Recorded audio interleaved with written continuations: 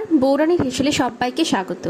আজ আবারও একটি নতুন রেসিপি নিয়ে আপনাদের সামনে হাজির হয়ে গেছি। আজ আমি বানিয়ে দেখাবো রোববার স্পেশালে লুচির সাথে নিরামিষ ঘুগনি। চলুন দেখে নেওয়া যাক আমি কিভাবে বানাচ্ছি। প্রথমে কড়াই আমি সর্ষের তেল দিয়ে দিয়েছি, প্রায় 3 থেকে 4 টিস্পুন আমি সর্ষের তেল ব্যবহার করছি। দিয়ে দিচ্ছি ফোড়ন হিসেবে শুকনো লঙ্কা আর তেজপাতা আর সামান্য কিছুটা জিরে। এবার এটাকে কিছুক্ষণ নাড়াচাড়া করার পর আমি এখানে একটা মিডিয়াম সাইজের আলুকে কেটে রেখেছি, সেটাকে দিয়ে আমি কিছুক্ষণ ভাজা করে নিলাম। ভাজা হয়ে আসলে আমি একই সাথে দিয়ে দিচ্ছি ছোট ছোট টুকরো করে রাখা বেশ কিছুটা পরিমাণে নারকেল।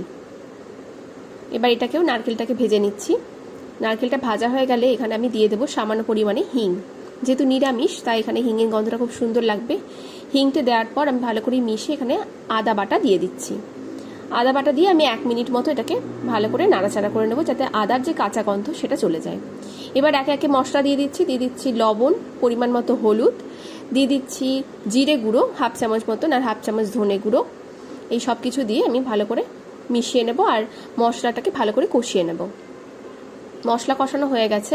এবার এখানে আমি কেটে রাখা টমেটো দিয়ে দিচ্ছি। প্রায় একটা মিডিয়াম সাইজের টমেটো আমি এখানে কেটে দিয়ে দিয়েছি। টমেটো দিয়ে আমি বেশ কিছুক্ষণ কষানো হয়ে গেছে। আর আগে থেকে আমি এখানে মটর, যে ঘুগনির যে মটর সেটাকে সেদ্ধ করে রেখেছিলাম, সেটাকে আমি এখানে দিয়ে দিলাম।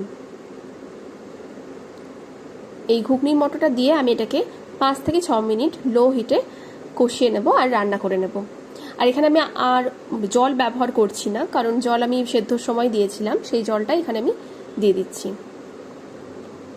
রান্নাটা প্রায় শেষের দিকে, খুব সহজে তৈরি হয়ে গেল। আর এই সময় আমি দিয়ে দেবো গরম মশলা আর ভাজা মশলা দিয়ে আমি এটাকে পরিবেশন করব লুচির সাথে। আপনারাও বাড়িতে বানাবেন আমার মতন, আর আমাকে জানাবেন যে আজকের রেসিপি কেমন লাগলো। ভালো লাগলে অবশ্যই লাইক, কমেন্ট, শেয়ার আর সাবস্ক্রাইব করে পাশে থাকবেন। ধন্যবাদ।